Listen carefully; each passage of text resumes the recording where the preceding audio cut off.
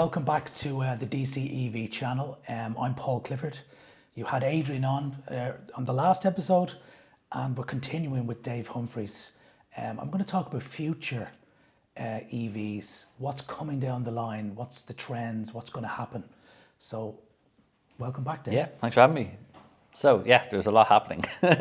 Where do we start? I mean, everything is... There's so much happening now with electric for me, models. the Model T started it all off Yeah. in the 1900s. Now we're completely seeing a complete different revolution in terms of the motor industry. So, we're on this EV sort of plane, and a lot of the big manufacturers now are, moving their whole strategy to electric. If you look at Porsche, they went public, and they're using that money to go hell for leather aggressively into sort of the electric. Yeah. I mean, they're making a really big push. They've had really great success so far with the Taycan, and that's going to continue now. And Porsche and Audi are they're the spearhead at the kind of premium end of the Volkswagen Group's EV push.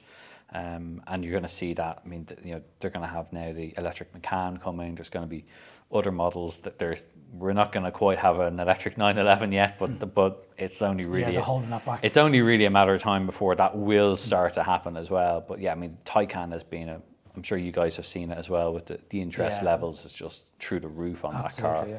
And the Macan as well will be even bigger. I think it's going to be an even bigger car for them.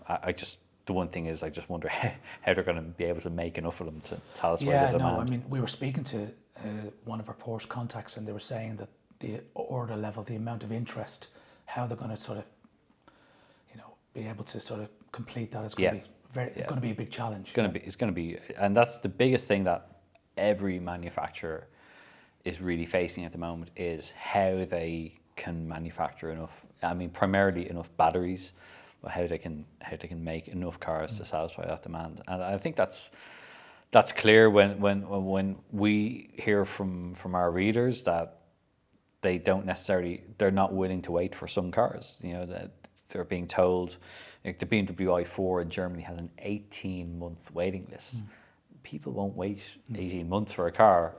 They'll just, okay, I'll go and get the next thing. I think that's the one thing with electric cars, that people now go, okay, if I can't get that one, I'll get something else, because for not for everyone, but for some people, an electric car is an electric car is an electric car. Yeah, but the interesting thing is we ordered a couple of Lucids 2019, 20, and there's still nothing on the right-hand drive build. So I think they're going to be left behind. Like it was, everybody was, it was ex-Tesla, Peter Rawlinson, and he was really pushing this luxury customer service, but I think by the time that actually hits the market, they're going to be behind. So it's interesting. This is it. People won't wait.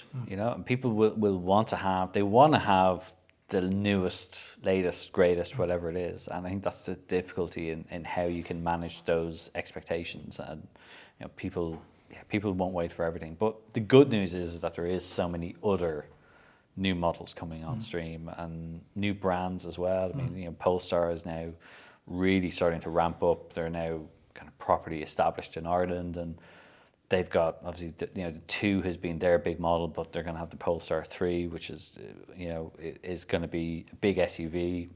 That will probably be a massive hit for them as well. And everything else up to Polestar 6 has been outlined already. So, you're going to have Polestar 4 will be a smaller SUV. The 5 will probably be the most significant model for them, because that's going to be the first Polestar built on their exclusive architecture. At the moment, they share the same electric platform with Volvo. Okay. But the Polestar 5 will be the first purely Polestar car. Then you're going to have the 6, which is this really cool cabriolet that's going to come out as well. And after, that's up for the next couple of years. And so they're going to have a new model every single year. And I think that's the other thing with electric cars, is that there's a different cadence than the traditional model cycle that we're used to seeing. That was, you get a new model, and then in 3 or 4 years' time, you get a facelift, and then all that's changing now. And that's the one thing when I talk to the manufacturers, that some of them are struggling to keep up with this kind of rate of change, that you don't have new model every sort of 3 or 4 years. It's like now it's every year we need to have a 2023 model update and a 2024 model update. That's not necessarily purely design led, but it's, you know, bigger over the air updates in terms of software. So, you know, Skoda did an update recently for their Enyaqs, which increased the charging speed up to 130 kilowatts. And so the fact that you can get all these updates to your car now, and, you know, and this was a big thing that Tesla has really been probably at the forefront of, is that you suddenly get new features or new functions to your car. Well, that's what that just comes in over the air. That kept them quite fresh in terms of the user interface changed. Yes. There's new features, gaming, you know, Disney Channel, you know, Netflix and Twitcher, I should say. And maybe because Tesla are slightly renegade in some of their ways, but that's the one thing that has caught out the traditional OEMs, the traditional car manufacturers, like your Volkswagens, your Fords, that they don't move at that pace, whereas the newer companies that you'll see do, because they don't have this legacy of, well, this is how we've always done it this way. That doesn't matter. It's like Volkswagen used to do Golf every 5 years. Yeah, exactly. Yeah. And that model worked. That model, sort of that approach to new models, worked very well. But everything now is changing, and it's changing really, really quickly. And I think that's where you're seeing manufacturers getting left behind. And the software has really what has hamstrung Volkswagen in particular when they rolled out with the ID models, especially with the ID3. The software was just nowhere near what they had kind of maybe hinted and suggested it would be, and it just gave people a really kind of negative user experience. And, you know, did Volkswagen take the software, you know, development in-house? Yeah, so now they have within the group, and this is one of the things that they're really struggling with at the moment, is that they have an internal division called Cariad, which stands for Car IM Digital, and Cariad is a company within the group that is developing all its software. It's also developing its autonomous driving technology, and they're not delivering. And this is it's been a major issue coming back to Porsche, for example. So the Macan electric was meant to have level 3 driving, which is really the first big proper step of, if you want to call it, self-driving. Much more than what you have with a Tesla, because a Tesla is not a self-driving car. It's just adaptive cruise control with the boundaries set way out. Yeah.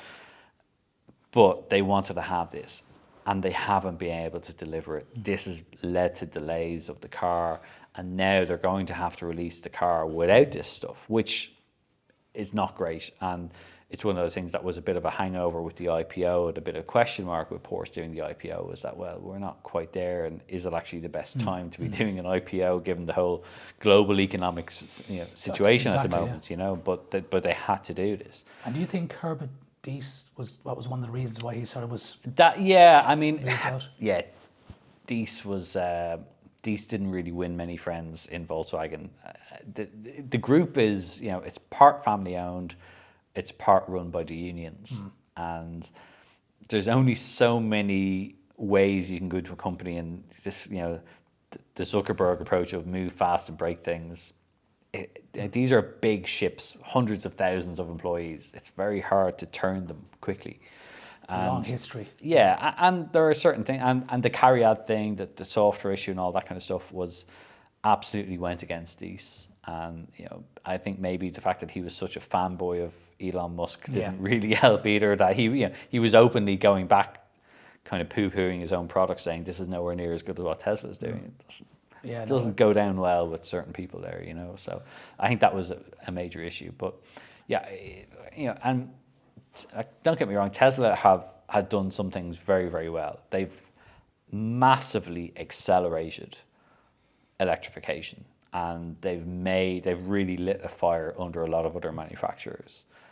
But the thing is that everyone, once these big OEMs start gathering momentum and start doing it, Tesla's going to get overtaken very, very quickly. And they will remain a successful brand, I'm sure, but there's going to be a lot of other competition. And the difference, if you go and drive a Model 3 or a Model S and then you drive a Taycan, there is a difference there. No, I agree. And I think you know, the Tesla fan base won't be happy to hear that, but I think, you know, they have their own sort of... Yeah, I think there's a lot of people as well. There's a lot of mainstream people that have bought Tesla and had an average user experience, but I don't necessarily think they're dyed-in-the-wool Tesla fan people, you know. I think there was something else will come along that will be the next thing. So you're privy to stuff coming out in the next sort of 12 to 18 months. Yeah. What's sort of catching your attention? There's a real mixture of stuff happening. You know, there's the high-end luxury stuff and all that kind of thing, and there's some really interesting things like, you know, brands like Rivian and stuff in the US, and they will eventually get over to this part of the world. But I think where it's more interesting is the likes of brands like MG, which is, you know, people will remember the MG name from when it was a very different company, but now it you know, being Chinese owned, they have some really good products coming through now. They're not premium, they're not luxury, but they're really affordable. They do kind of what they say on the tin. You've got, you know, the MG ZS, which was their SUV. You know, for what it is, it's, I don't like to use the phrase cheap and cheerful, but that's kind of what it is. The MG5 is pretty good. There's an updated version of that coming now, which is going to be a big improvement because their early product offering just looked a bit dated. The MG4 is going to come along. It's kind of a Volkswagen Golf size hatchback. I think that will probably, again, will be very successful if they can get enough of them. And then you've got, you know, the other mainstream brands that people will know. I mean, Volkswagen in 2023 will have the ID Aero, which is now going to be like a kind of an estate version that's coming out. Is that replacing the Arteon, is it? It will kind of be a replacement for the Arteon and the Passat, and it's that type of a car. Skoda will continue to roll out new models. So, you know, the Enyaq has been a huge success for them. There's a new, smaller version of that, which I've already seen, which has a name that isn't really going to be maybe the full model name, but there's a smaller version of that. It looks even better than the Enyaq. So the model that I was shown was effectively kind of 95% what the finished car will look like. That's, again, as soon as I saw that, I thought that's going to be a winner. That's going to be a huge success. So that's coming. They have a smaller SUV coming, kind of a crossover, electric crossover. That's going to be much more affordable. That's coming. You then have what was previewed with the Vision 7S concept. So if anyone who goes onto the Complete Car channel, you'll see I have a video of that, and that's this really futuristic SUV, Looks cool, yeah. effectively an electric Skoda Kodiaq, kind of 7-seat electric SUV. That's coming as well. So there's a lot of models there. Cupra, you know, the brand that was originally a product or kind of a performance division of Seat is now really taken over and kind of really is effectively killed off Seat now. That's become a brand in itself. The Cupra Born has been a very good car. They've got more versions coming. They've got the Davison coming as well, which is going to be a bigger SUV. They've still got a lot of plug-in hybrid stuff coming as well. So they're really pushing the electrification, really design-led stuff. And, you know, you've got then a lot of other models from Ford. Like Ford are going to have an electric Puma later this year that's going to come out. That will do really well. Ford have tied in with Volkswagen to use the MEB platform. So you will see more and more Ford models coming based on that MEB. So what underpins the ID3, ID4, they're going to use that same platform for some of their electric cars as well. So there's a huge amount of things coming now. The other big thing is the Stellantis Group and what they're going to do. So Stellantis has come out of really a result of the PSA Group, which was Peugeot and all those, Fiat and FCA. They've all come together. So you've now got this huge group, 15 different brands across the world. So you've got Fiat, Alfa, Lancia, Citroen, Peugeot, Opel. You know, in the States then you've got Ram, you've got all the, you know, some of the US ones. They're now making a massive push towards electric. So you've already seen it with some of the cars like the E208, the E2008, Opel Mokka-e. Opel are going to have a Manta coming now, which is going to be a flagship. Cool. That's going to look really cool. The Renault 4 as well, is that coming? Renault, yeah, and Renault as well. So yeah, Renault will have a couple of new models as well. So the Megane E-Tech Electric, which is different to the Megane that's normally sold.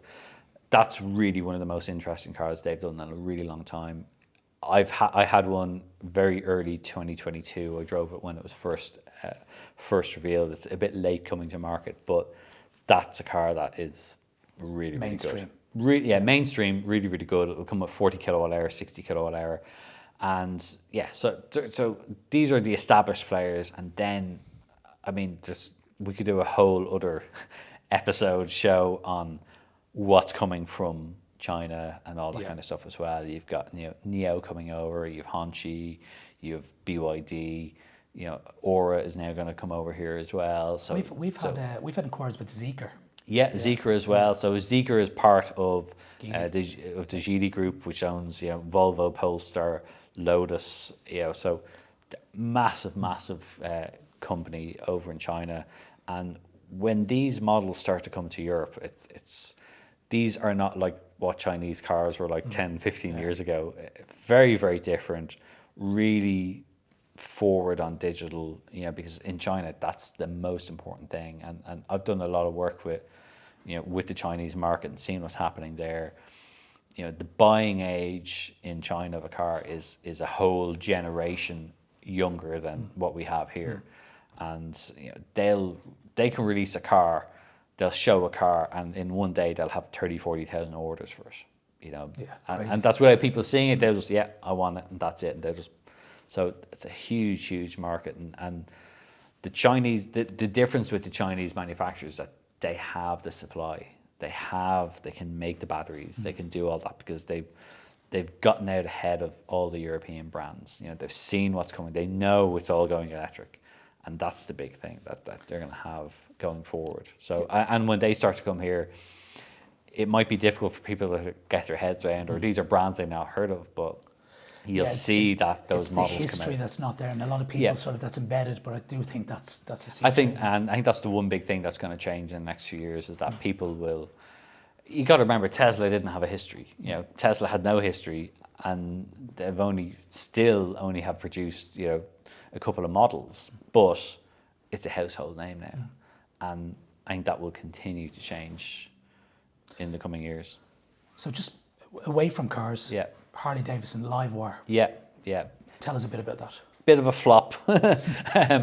Basically, very, very hard for Harley. They wanted to go electric. They created the Livewire. It didn't go down well with customers because that's not what their customer base is. They've now spun it off into a separate company. I heard that. Still part of it. They have a new second model that's come out. Looks a bit more interesting, but I think electric motorcycles in general are still going to struggle. It's a harder sell than an electric car for a number of reasons. But companies like Zero Motorcycles have done a really good job. They are really, Zero are the Tesla of motorcycles. Yeah, no, I do like that. I think it's interesting. I think really the biggest thing with electrification and motorcycles you'll see will not be bigger bikes, but it's going to be electric scooters, mobility. When I say scooters, I don't mean kick scooters. I mean like mopeds and that kind of size. And you'll see a big agreement coming now from a lot of the big manufacturers to have battery sharing. So the idea is that you'll have your Honda, your Suzuki will all use the same battery that you can just literally take out of the bike, charge it at home, put it back in. And that's going to be a game changer. Not necessarily in Europe, but in Asia, we've already seen this with Gagaro and some of the other companies then. And that's a really interesting thing that maybe I'll come back and talk to you another time about, but it's fascinating to see just with a mindset shift how you can suddenly then have mass adoption of electrification in other modes of transport. Great. Well, listen, Dave, we'll wrap it up. Yeah. Thanks for coming in today. Yeah, no problem. As always, this channel is for you. We really encourage feedback. Any questions you may have, we'd love to hear them. And any sort of content you'd like to see or who we'd like to speak to, by all means, let us know. So for today, until the next time, bye now.